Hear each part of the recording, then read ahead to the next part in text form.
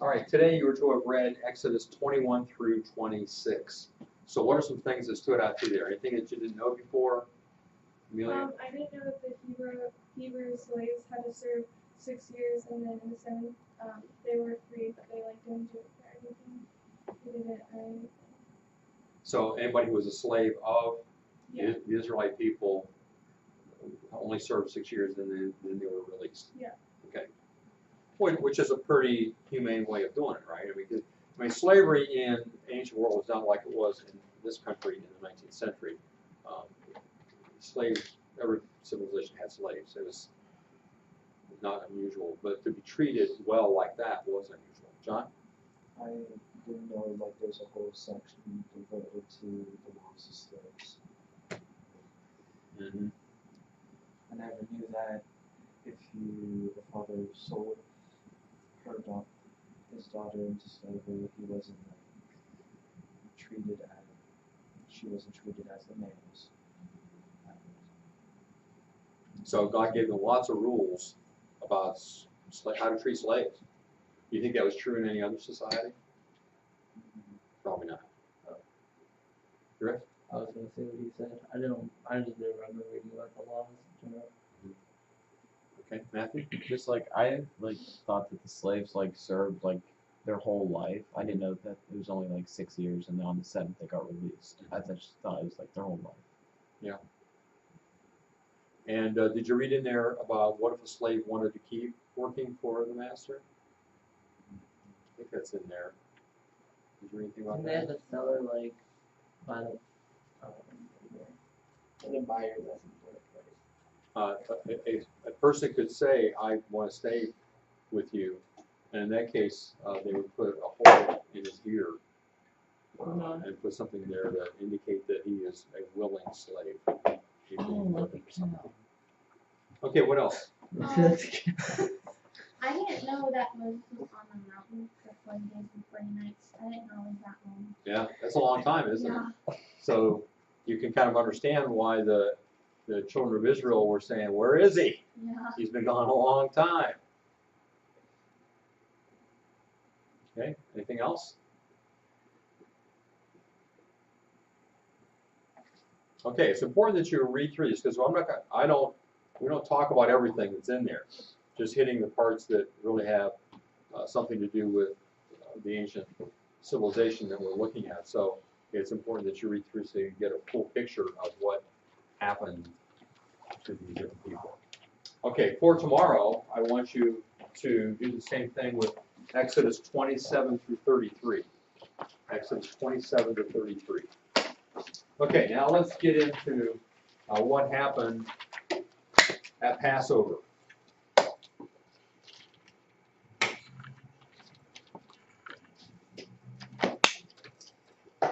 Yesterday we saw a demonstration of the Passover Seder, the order of Passover, and a lot of different items that are a part of Passover today, some of which were at the original, but some of which have been added since, and how everything in the Passover meal points to what? To Jesus. Yeah, exactly. And he, of course, is our Passover lamb. Okay, let's go back to the night of the Passover. You know that the Israelite people killed a lamb, put the blood on the doorposts, had the meal. They're all safe. They're inside their homes. Because they've done that, God is going to leave them alone. But what did God do throughout the rest of Egypt, John? Killed the firstborn. Right, killed the firstborn of every family. Did you notice this? Including animals. So that's really something. I don't know, did we talk about what God, this one would have been an attack upon? What God is being attacked by God here in this death of the firstborn? Pharaoh. Pharaoh was considered a god. What God specifically was Pharaoh considered to be? Well, he's on earth. What god is he? Yeah? Horus. Okay, so here's Horus. The white part of the crown is Upper Egypt, which is which direction? South, good.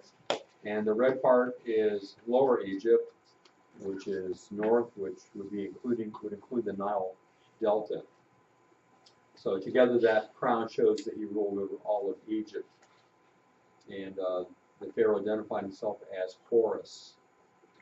After Pharaoh dies, he becomes whom? You remember? God of the underworld. Osiris. Osiris, right. All right, so this is a definite attack against Pharaoh himself, against Horus, the god that he is supposed to be. Yet his own son has died. Here's just a quick review of the different plagues and gods. I think it conforms pretty much with what we had, so we won't stop and look at that very much longer. That we're done right now. Okay, now what happens next? After Pharaoh's oldest son dies, there's death all over Egypt. Can you imagine? The wailing that must have been all over the land of Egypt. So what does Pharaoh do? Drives them out of it. Yeah, he lets them go. He says, okay, you guys out of here. I've had enough. And so they leave. Now, next we want to see what the Israelites did when they left. This is a map that shows the traditional route of the Exodus. Remember, they're living up in this area, land of Goshen, the Nile region, or the Delta region. And most of your maps, if you have a map in the back of your Bible, probably shows something like this. Coming here, crossing the Red Sea, and then heading down this way. And why are they going down here? Because they're heading for Mount Sinai. Why Mount Sinai? Why would they be heading there? John? Because that's when Moses met God. Yes, that's where Moses met God before. In what event? What happened? Ten Commandments. No, that's not. That's coming. What happened before? The burning bush. Remember that? That's where God first talked to Moses and said, I want you to go back. So Moses has taken them back to Mount Sinai. I mean, wouldn't that be logical to take them where he had met God before? You see how that would make sense? All right. And so this map shows what most of your Bibles would include, and that is crossing the Red Sea. You know about that. Going down here to Mount Sinai, and then from there going up towards the land of Canaan. They finally get up here, and through disbelief, they do not enter in. Okay, so this is an actual photo of the land, and the direction that they went, where they went. All right, now. Due to a lot of research that I've done in the last few years, I've come to the conclusion that this is wrong.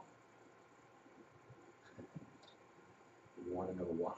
What's going on? Okay. But first, let's look at a map of the area.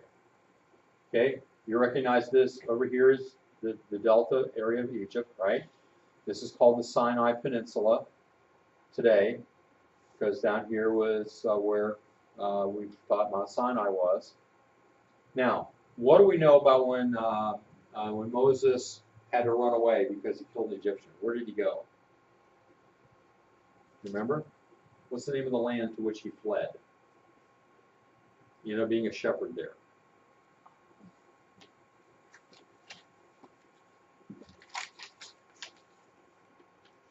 Looking. The land of. Starts with M.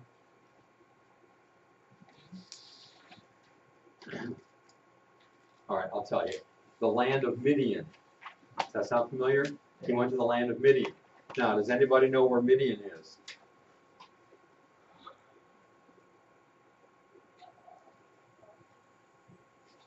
Yeah, it's not labeled on here. Oh.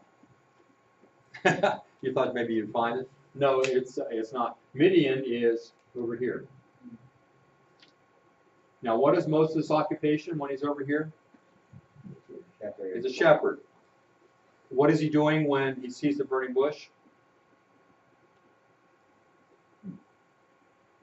Zach? Leading sheep. Leading sheep. He's shepherding. Okay?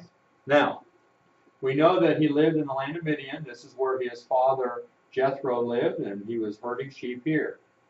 Now, does anybody see a problem concerning where Moses saw the burning bush? Zach, what's the problem? Sketchy. We might have a bush out in the desert. That's not the problem. What's the problem, Matthew? It's all like green. So Green? Well, if it's green on here, it's not because there's vegetation. Oh. Okay, let me say it again. He's in the land of Midian, over here, herding sheep. According to tradition, Mount Sinai is over here, and that's where the burning bush was. What's the problem? Not. What, Griff? What's the problem? Okay, now I'm afraid you're going to focus on your problem and on Moses' problem. So, what's the problem, Zach? The one across the river, I'm sure that's miles away from Freeport. What brought him over here? You see? If he's herding sheep over here, why would he see the burning bush over here? Do you see the problem here? Why would he bring sheep from here over to here? Especially when you look at the topography, what's this look like here? mountain. Very mountainous. Is that where you take sheep? You say, we've got pastures over here, but I hear over in this desert is really a good place to take sheep. Would that happen? No. So that got me thinking. It doesn't make sense that he would leave here and go over there. All right, and then we've got a clue in the New Testament about the location of Mount Sinai, and that's in Galatians. In the Old Testament, we're told that they went to the wilderness of Shur, then to Mount Sinai. All right, who lived in Shur? Well, if you look in the Old Testament, you find that that's where Ishmael lived. It was in Shur. Anybody? Who's Ishmael the father of? What people? Who are the descendants of Ishmael? Who is Ishmael the son of? Ishmael's the son of Abraham through his slave Hagar. Remember? Who are the descendants of Ishmael? Ishmaelites. Or what do we call them today? Midianite. Arabs. Aaron's. Arabs are descendants of Ishmael. All right? So we're told here in Genesis 25 and a lot of other places that Ishmael settled from Havilah of Shur, east of Egypt toward Assyria. So we know that Ishmael and the Arab people lived over in this area. The wilderness of Shur is right here in the land of Midian. All right, now look at the New Testament. What does it say here? That the Apostle Paul said, or says of him, that he went to Arabia, that he went to Mount Sinai in Arabia, Galatians 4:25. This is not Arabia. This is Arabia. Look at a modern day map. Oh, that doesn't help us any. Look at this map. This is owned by what country? Egypt. Arabia is over here. Who owned this country back when the Exodus took place? I'll read that in a second. I mean, what country owned it? What country owned this area back when Moses was around? Egypt. They still own it. So, is it likely that Moses escaped from Pharaoh and then stayed in Egypt? No. Is it likely that Mount Sinai is not here, but is actually in Arabia, which is what Paul says? That'd be over here. All right, I'm going to show you the evidence for that. This is called the Red Sea. And you say, well, wait a minute. The Bible says that they crossed the Red Sea. That would have to be here somewhere. before they went to Mount Sinai.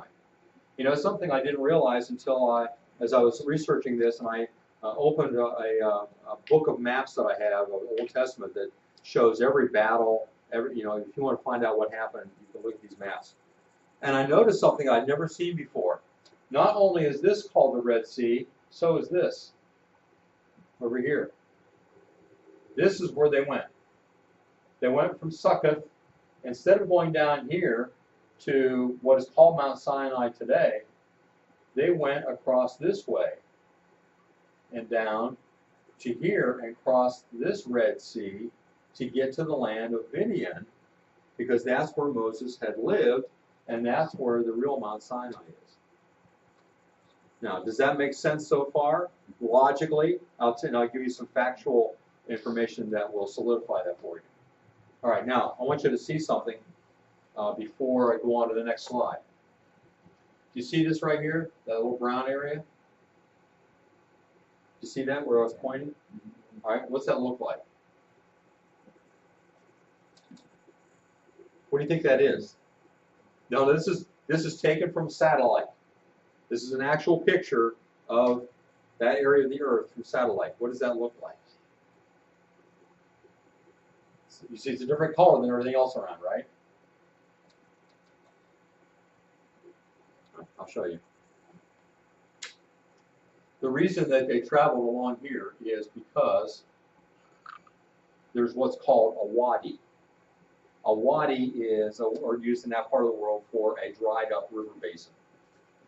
So if you are walking from one place to another in very mountainous area, you want to find a path, right?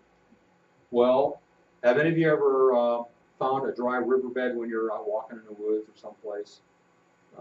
What's easier, to walk through the brush in the woods or walk on the dried up riverbed? Yeah, same thing with railroad tracks, right? Because it's clear. Same thing was true for them. So what did they do? They walked in the wadi. So they're walking in a dry riverbed, mountainous area on both sides, and it does, you know, meander around. This is how they were walking. This is why they were walking where they did. Eventually, that wadi comes out here and empties out onto this. Can you tell what that is now? A beach. A beach. Look again. That beach is so big you can see it from space. So this is where they're going. Now, as they're heading down there, do you remember what happens? When they get down here, they get down to the beach, and this beach is big enough, you can see, I'll show you a picture present day, it's big enough to hold a couple million people, which is what there were. What happens when they get there? Do you remember when they got to the Red Sea? Pharaoh is going after them, remember? Now, Pharaoh's coming after them in chariots. Do you remember that? Now, how would they know ahead of time that Pharaoh is chasing them with chariots? God didn't tell Moses, I don't think. They could tell another way. What could they see? You can't see very far up the wadi, so you couldn't see them very far, but what could you see? You can't see. This is mountainous, it's curvy. You couldn't see more than just about right here. I'll show you. Here's looking back up the beach. See, you can't see very far. So how could they tell that Pharaoh is chasing them? Maybe the sand from chariots, Which would be, how would they see that? What do you mean? like the dust in the Yeah. When you've got a bunch of horses running through an area, what happens? It creates dust, right? They could have seen, down here at the beach, they could have seen way up here. Hey, there's a lot of dust in the air, a lot of clouds. They're coming after us. And so they're all scared. Why? They can't go back this way because that's where Pharaoh's coming, and they can't go that way because there's a sea there. And so what does God do? Do you remember? What does he do to keep them protected until the next day? He blocks Pharaoh and his army with a cloud. Now, I don't know how you pictured it, but you know, in my mind, I think of chariots coming, you know, army of chariots. I'm looking at, you know, a whole big expanse of chariots, you know, maybe 30, 100, 200 wide, you know, and they're coming like crazy. Well, it would take a huge cloud to cover them and to keep them from coming forward. How much of a cloud would it take to block them here? Not much at all, right? You could put a little cloud right down in here and they couldn't go any further. They wouldn't be able to see. They can't see what's ahead, so they stop. While God blocks up the way with a cloud. All right, now, here's, again, looking at the beach where the crossing took place. There's some buildings that are now hotels, there's things like that there because this has become a popular area for, as a resort for Europeans especially. But that's, see how mountainous it is? But that's looking back up toward the wadi. This is looking at it from the air. It's called Nueva Beach. See here's the wadi emptying out. And you can even see the water has come down here from time to time out of this wadi when there's rain. You see? Huge beach here. And one thing I wanted to show you here, these are buildings that are there, hotels and stuff, that in addition to this matching everything geographically and logically, some explorers discovered something here on this beach one time. They found this column right here. And this column has some words on it that quite probably indicate that Solomon put that column there. And what he wrote, the reason he put the column there, what he wrote around is, he put that column there to commemorate where the Israelites crossed the Red Sea. Isn't that something? Now, I've been near there. I was at the Red Sea. Here's a picture of my wife in the Red Sea. Very warm water. I want you to notice something. Can you see the other side?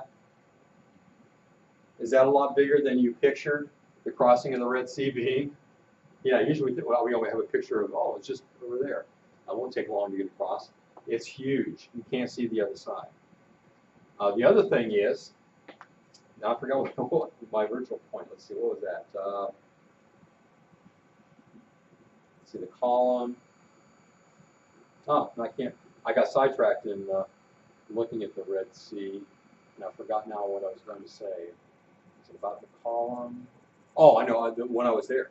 So we were at the Red Sea, and I knew about this column, but we hadn't stopped and seen it. We were down a little bit further. We stopped and ate lunch on the beach.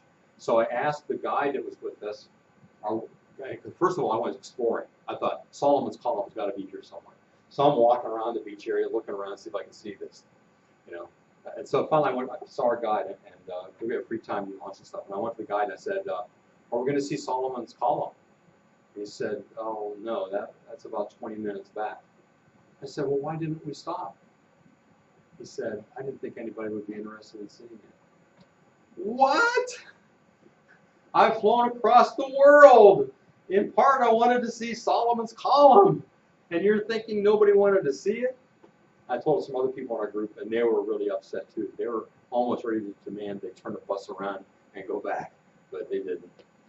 We haven't really done anything about it, but it's nearby there. All right, so this is the Red Sea, and here's some of the beach. So the beach here is very similar to where the Israelites came out. This has become a big resort for Europeans, especially. Have all these huts for people to be under. So, and again, you can see the mountains in the background. There's another picture of the Red Sea again. You can't see the other side. You got that? Do you think if they went ocean diving underwater that they could find chariots they rode? Ah, that's a good question. That would be a great transition if that was my next slide. But unfortunately, I've got another one to show you first. And this is an artist's rendering of what it may have looked like with the blocking up of the waters. Now, you can see there's a lot of water there, right? So I like this artist's depiction of how high it must have been, you know, really, really high up water. And this wasn't even muddy. It was dry. They walked across on dry ground, right?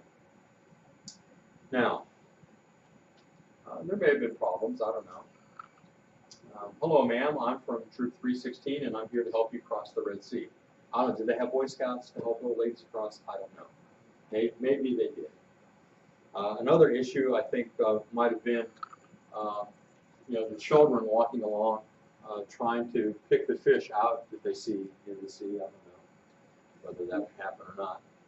Okay, now, here's another interesting thing about that. Was there any evidence that they crossed there besides Solomon's column? Oh, by the way, you know what's on the other side? Another column from Solomon. This one's laying down. It's broken, but has the same kind of thing on it. But it's over in Arabia, so the Arabians don't allow a lot of people to come in and explore around. But here's the crossing route then. Here's the beach. Here's where they would cross to get to the other side. Here's a picture of the column. This one matches the column on the other side, which had the inscriptions intact. And I can tell you the Hebrew words that are on there are such that it looks like that's what they were, Solomon was indicating. And he had these erected about 400 years after the crossing of the Red Sea. This was near his seaport at Eilat, which is still a seaport today. And the Bible even mentions this column in Isaiah 19:19. It says, "In that day there will be an altar to the Lord in the midst of the land of Egypt, and a pillar to the Lord at its border." This is on the border. This is the pillar. Maybe if you get over in that area, maybe you can find the column and look at it when I wasn't able to. All right, now, one of the things that we go back, so divers did go down under here, like Zach suggested, good idea. And you know what they found? That there is a raised roadway across here. Isn't that something? So from here, the depth of the water goes down on both sides, and there's a raised roadway, just to make it a little easier. Because God had to have prepared that long before, right? What else did they find? They found chariot wheels fixed to axles standing at attention on the seabed. Now, this is what the chariot wheel and axle would have looked like. They have deteriorated, but what's happened is, I believe it's coral has grown up around it, so you can see the wheel and the axle there. So they not only found chariot wheels, they also found human bones down there. The leg bones, I believe, of human beings that were there. So, and on the left here is a gilded chariot wheel that's on the seafloor. If it's gilded, it's got what on it? The flag. No, gilded means it's covered in gold.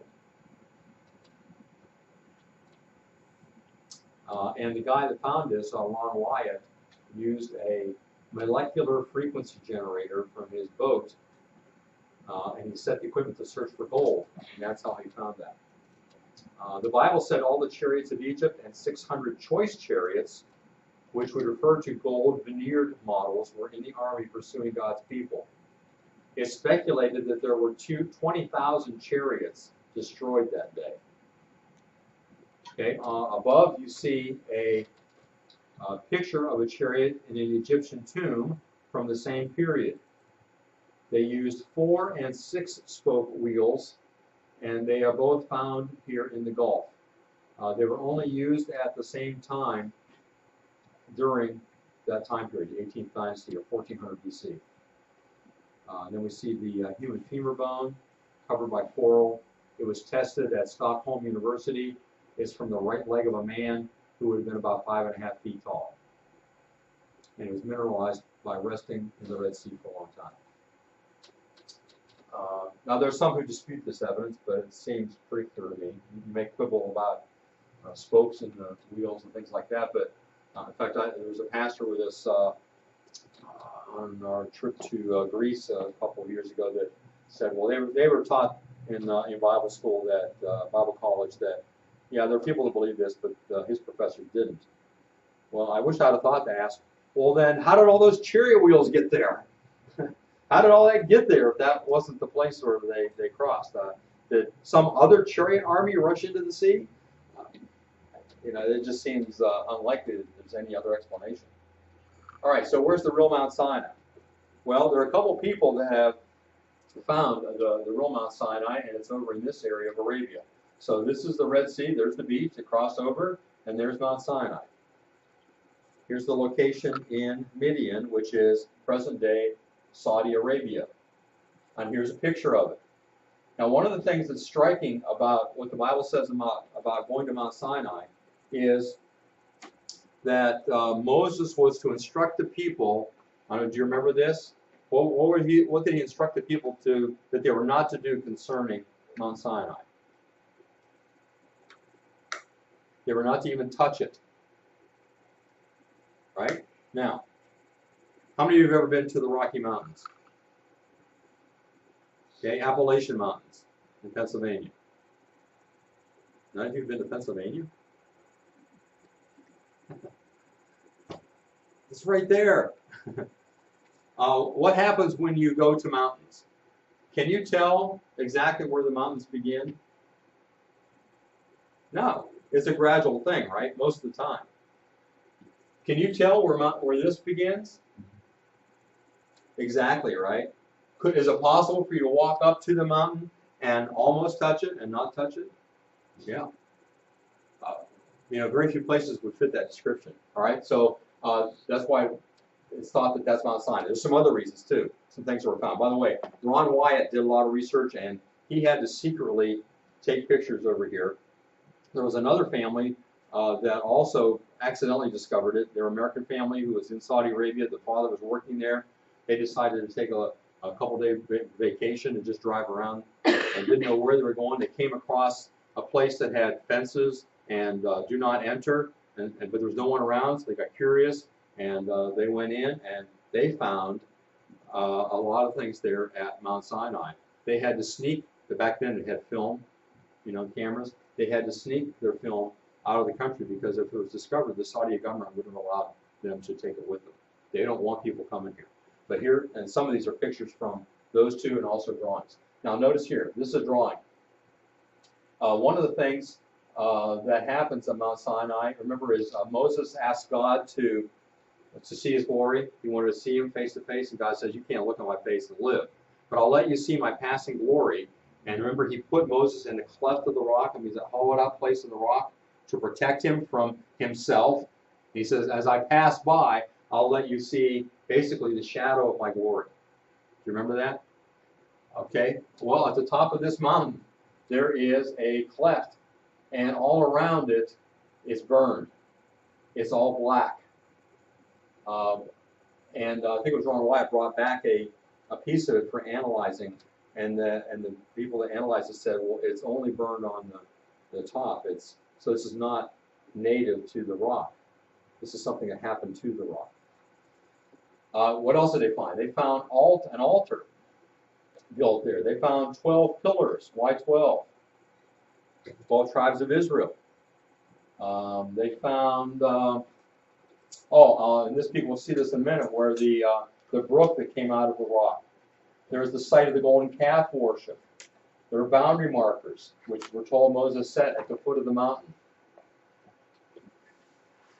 Here's a picture. Here's the cleft in the mountain, right there, where Moses was hidden by God.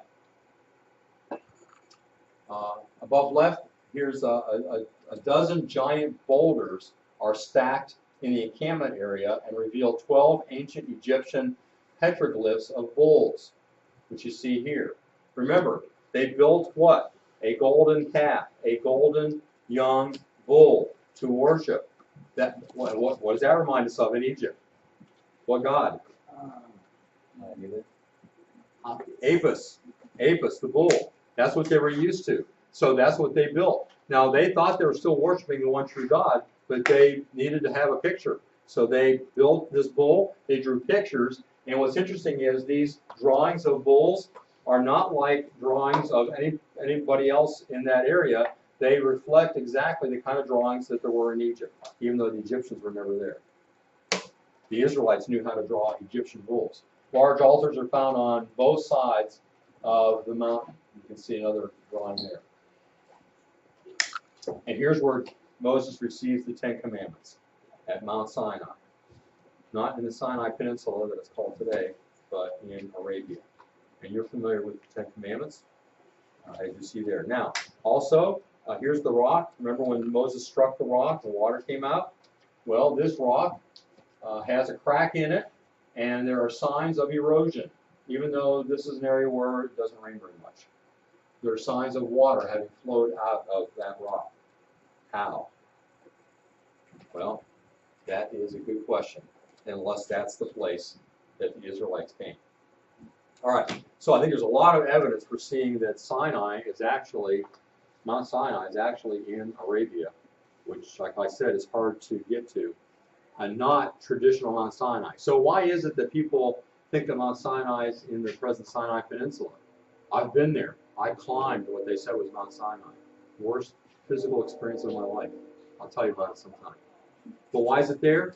It's because Constantine, the Roman emperor who legalized Christianity, his mother was a Christian. She came down to the Holy Land and wanted to be shown different places where events happened, where Jesus had been.